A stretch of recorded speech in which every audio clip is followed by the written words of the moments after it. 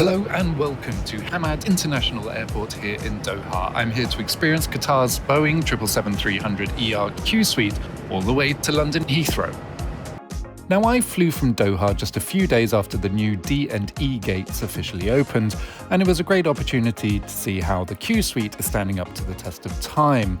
Spoiler alert, I prefer Qatar's B380 product, but I'll tell you why in a bit. Checkin in Doha is like stepping into a museum. It's basically deserted during the day, and with such striking architecture, it gives you a chance to stop and unwind before being issued boarding passes and guided through security. I opted to skip the usual Al Morjan lounge near security and instead headed to the other end of the terminal where the airline has its quieter and brighter new Al Morjan Garden Lounge. It's easiest taking the transit monorail to speed up the connection, but it does take about 5 to 10 minutes to reach the other end of the terminal.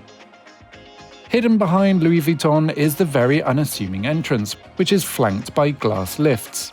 A quick scan of the boarding pass and we ascended into what is quite a breathtaking open lounge. We were greeted upstairs and given a quick briefing of the space by the team. The whole lounge is brighter as it looks out onto the orchard. More airports should have natural green spaces inside them. On the western side, there's a large seating and relaxation area, all framed around an architectural water feature. While on the eastern side, there's more emphasis on dining, with lots of seats, tables, and places to either work or enjoy the a la carte offering.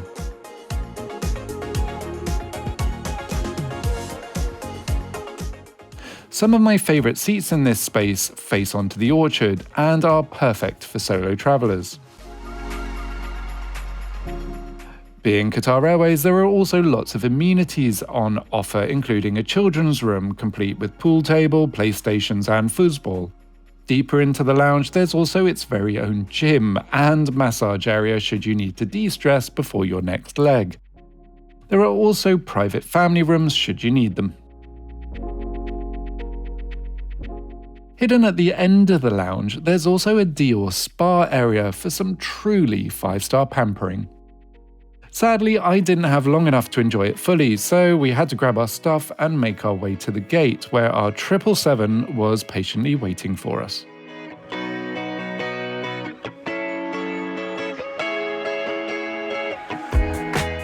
At the gate, boarding priority is given to the usual categories, and it was adhered to, and as we were front of the queue, we were one of the first to board. Now, I always find it a little odd that every Qatar Airways press image uses the burgundy jackets for the crew, but when you board, the uniform looks a lot more casual. Other airlines do keep a slightly more formal look during boarding. I don't know, maybe it's just me. You are greeted by the usual sea of burgundy super high walls of the QSuite, which instantly makes you feel about a foot shorter. Our seats today were at the very back and as such face economy. There's something very boxy about these seats. Don't get me wrong, they are still pretty impressive and certainly punch well above their weight. The finish and trim of the suite is certainly lavish and I do love the textures, albeit the seat is starting to show its age a little with a few scuff marks and stains here and there. What I can't fault, however, is the service, which felt relaxed, friendly, and the crew made us feel right at home in just minutes. That's no mean feat while people are still boarding. As I settled in, I took a look around, and first things first, Diptyque scented towel to refresh. On the seats, there's a big fleece blanket and different design pillows which show off different Qatar destinations.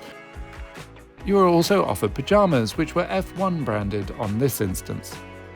Now, what I do like is the fact that the seats can recline into a full double bed if you are travelling together, and they even put a mattress topper on the join to make it as comfortable as possible.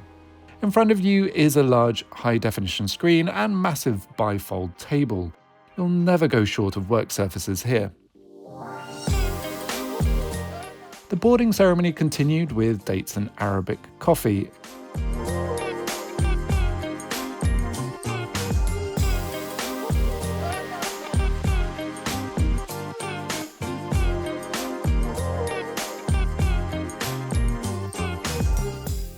Let's take a look at the menu. Obviously, there are a lot of wine choices, as well as cocktails and mocktails.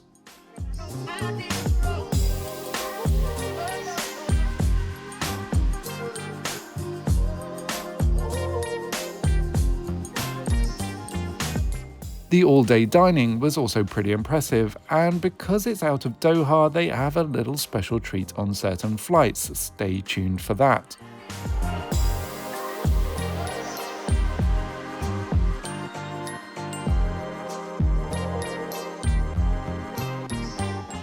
The seats also feature a lot of tech, from second seat controllers to mPower, USB, and even HDMI connections, although there is no USB-C just yet.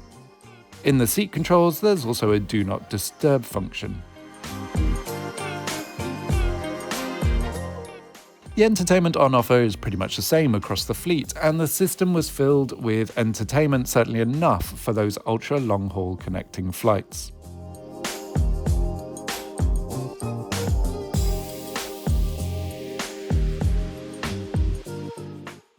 Once boarding was complete, we pushed back and headed off to the runway and took off with a flight time today of 7 hours and 5 minutes.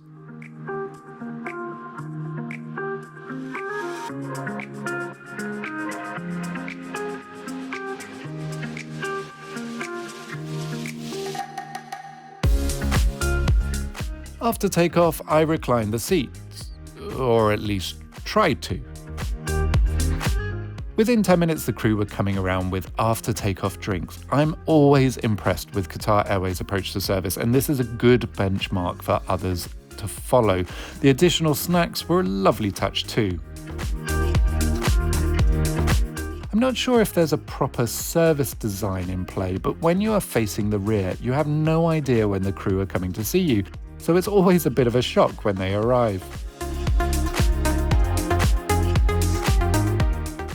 That said, Qatar Airways plating and table settings are some of the best in the skies, and I do love the amuse-bouche concept.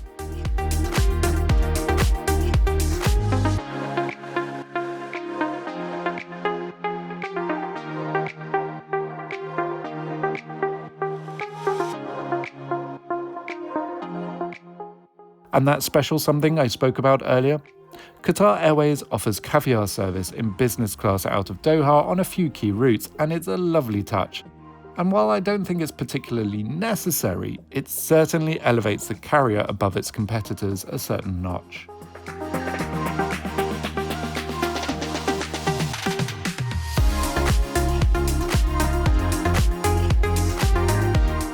I also love the use of the mother of pearl spoon. It makes the whole thing classy, unlike me.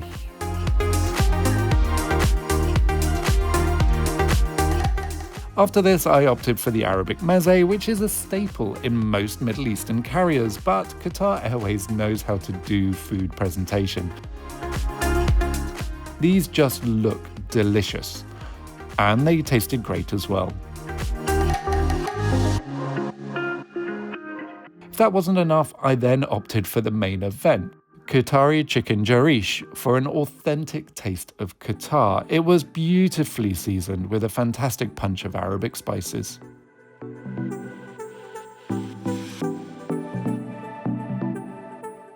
Of course, as some of you may know, my new obsession with cheese continued.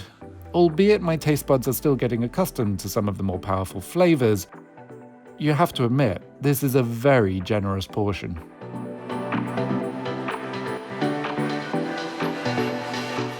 And of course, the reason I'm now on a diet landed on my table. This warm praline cookie with hazelnut ice creams and lashings of chocolate fudge sauce.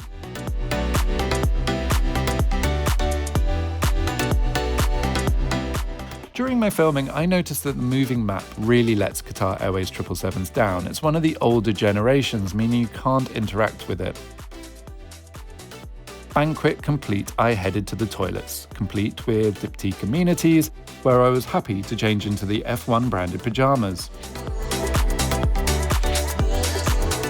When I returned to my seat, the crew were already setting it up as a double bed. It's at this point I understand the benefits of the QSuite design. Albeit other seat designs are now offering the same experience, making QSuite less of a market leader in the future. Although it was a day flight, I was offered a sort of nightcap and another refreshing towel, and as much as I wanted to get some sleep in the comfortable bed thanks to the generous footwell, I had some work to catch up on. So I used the ultra-fast Starlink connection to fire off some emails and even tested it with a quick FaceTime call, which went without a hitch. After working a couple of hours, I opted for a pre-landing meal to save on having dinner in London. I started with a chicken tikka sandwich with salad, which unfortunately was a little greasy for my taste.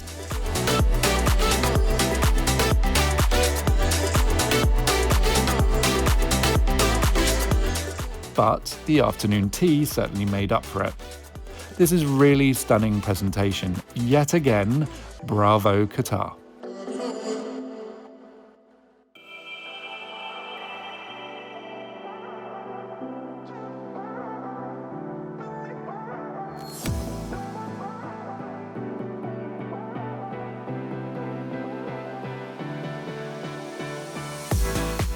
So before landing, I got changed, and I freshened up thanks to Diptyque and settled in with a pre-landing green tea and a little thank you chocolate. And some of you might remember at the start I mentioned I preferred the older A380 business class experience in comparison to the QSuite, but why is that? After all, this is on paper the most lavish business class seat out there. Well, sure, Qatar Airways ground product in Doha is brilliant, with dedicated check-in area and the spacious new lounge overlooking the orchard is a great addition. But once I stepped on board, I found the overall business class cabin oppressive. The high walls, in my view, aren't really needed, and it psychologically changes the proportion of the space. With a limited sight line, I found the space a little claustrophobic. That said, I cannot fault the amenities, the food and drink, or the service. So of course I believe Qatar Airways is one of the leading airlines in the sky. But next time I fly, I think I'll choose the Qatar Airways A380 with its bar and spacious cabin, or the 787 with the QSuite Lite.